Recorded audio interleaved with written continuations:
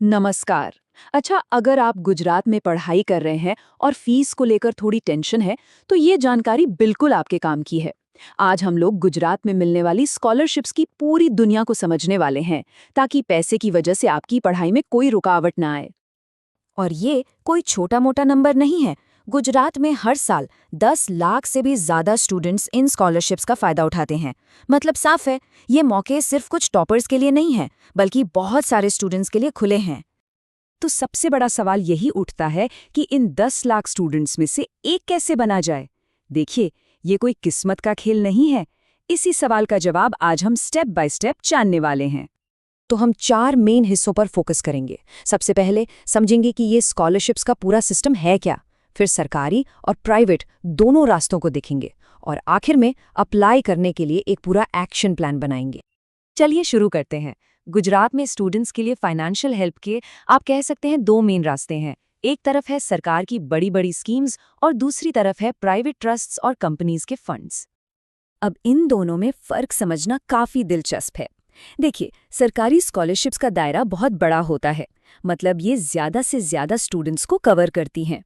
और वहीं अगर आपका अकादमिक रिकॉर्ड बहुत अच्छा है या आप किसी खास फील्ड में हैं, तो प्राइवेट स्कॉलरशिप्स न सिर्फ आपको ज़्यादा पैसे दिला सकती हैं, बल्कि साथ में मेंटरशिप भी दे सकती हैं।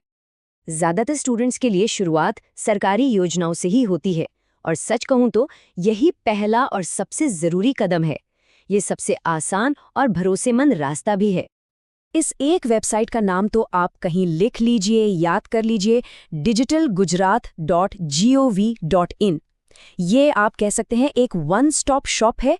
30 से भी ज़्यादा सरकारी स्कॉलरशिप स्कीम्स के लिए यही एक अकेली ऑफिशियल जगह है। सबसे अच्छी बात यह है कि सारी जानकारी एक ही जगह मिल जाती है।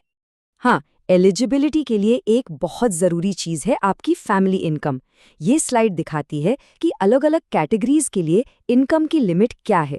जैसे एससी और एसटी कैटेगरी के लिए ये करीब 2.5 लाख रुपए सालाना है, जबकि ओबीसी के लिए ये गांव और शहर के हिसाब से थोड़ी अलग है। और ये दिखाता है कि सरकारी मदद कितनी बड़ी है। मतलब पहली क्लास से लेकर पीएचडी तक पढ़ाई का ऐसा कोई लेवल नहीं है जिसे ये कवर न करती हो, चाहे वो स्कूल हो, कॉलेज हो या कोई प्रोफेशनल कोर्स। जो फाइनेंशियल हेल्प मिलती है उसकी रेंज भी बहुत बड़ी है। ये आपके कोर्स, आप किस लेवल पर पढ़ रहे हैं और कौन सी स्कीम है, इस पर डिपेंड करता है। ये 940 रुपए से लेकर 2 लाख रुपए से भी ज्यादा हो सकती है। चलिए अब बात करते हैं प्राइवेट स्कॉलरशिप्स की। ये मौके अक्सर सिर्फ पैसों की मदद से कहीं आगे होते हैं। टाटा ट्रस्ट्स का ये मिशन प्राइवेट स्कॉलरशिप्स की पूरी भावना को बहुत अच्छे से बताता है।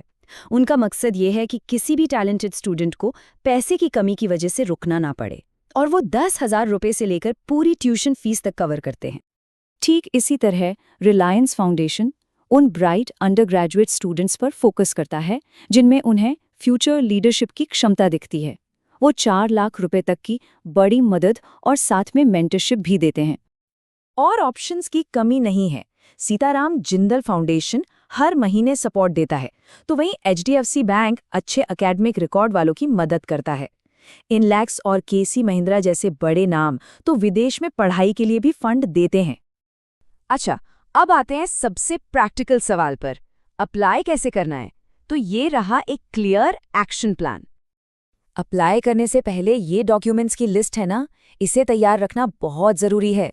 मेरी तो सलाह ये रहेगी कि इन सबको स्कैन करके अपने फ़ोन या कंप्यूटर में एक फ़ोल्डर बनाकर रख लें। यकीन मानिए, इससे अप्लाई करने का प्रोसेस बहुत ही आसान और फास्ट हो जाएगा। हाँ, इसमें एक बोनाफाइड सर्टिफिकेट भी है।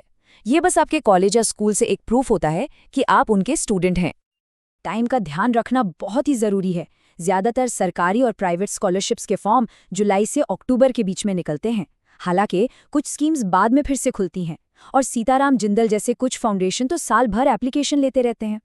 डिजिटल गुजरात पोर्टल पर अप्लाई करने का प्रोसेस बहुत सीधा है। बस वेबसाइट पर जाइए, रजिस्टर करिए, स्कॉलरशिप सर्विसेज पर क्लिक करिए, अपनी कैटेगरी और स्कीम चुनिए, डॉक्यूमेंट्स अपलोड कीजिए और सबमिट कर दीजिए। आप अपने एप्लीकेशन का स्टेटस भी ऑनलाइन ही ट्रैक कर सकते हैं। तो आपके सामने ये 2 मुख्य रास्ते हैं, सरकारी और प्राइवेट। आपका भविष्य आपका इंतजार कर रहा है। सवाल ये नहीं है कि मदद मिलेगी या नहीं, सवाल ये है कि आप कौन सा मौका चुनेंगे। अपनी रिसर्च आज ही शुरू कीजिए।